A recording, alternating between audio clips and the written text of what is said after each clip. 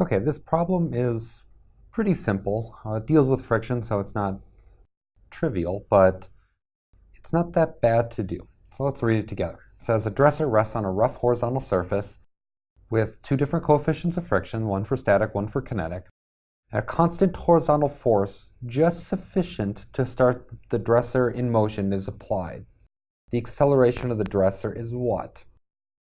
Not a lot of information given in this problem in terms of numbers, so that actually can help us provide some insight of what this problem is going to do.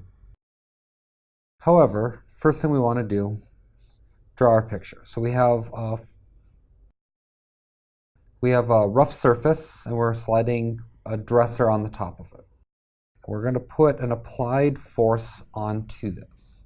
And because we have an applied force in that direction, there's going to be a friction force pointing back on it.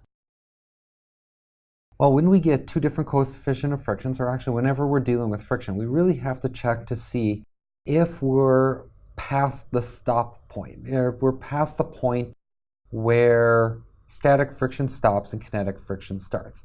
And it actually says that right here, just sufficient to start the dresser moving. So if we're just sufficient to start the dresser moving, that means we've just crossed over the point where our two forces adding together, if we're doing our forces in the x direction, if our forces in the x direction are applied force minus our friction force, and it's just to the point where we overcome this. So essentially, this is equal to 0. There's no acceleration. Actually, that number right there tells us what our answer is.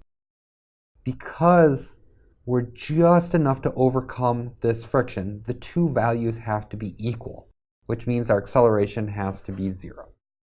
So when we just overcome our static friction, we just get the thing to move, we just overcome mu s, so this would be mu s times the normal force. This is the case where we get our value equal to 0. We get our acceleration equal to 0. Now it should be noted that if the acceleration is equal to 0, that means the velocity is going to be constant.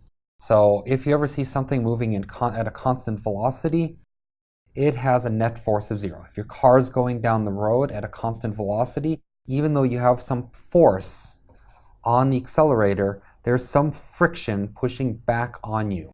So you have to apply some force to keep going at a constant velocity. You're right at the point where your acceleration is equal to 0.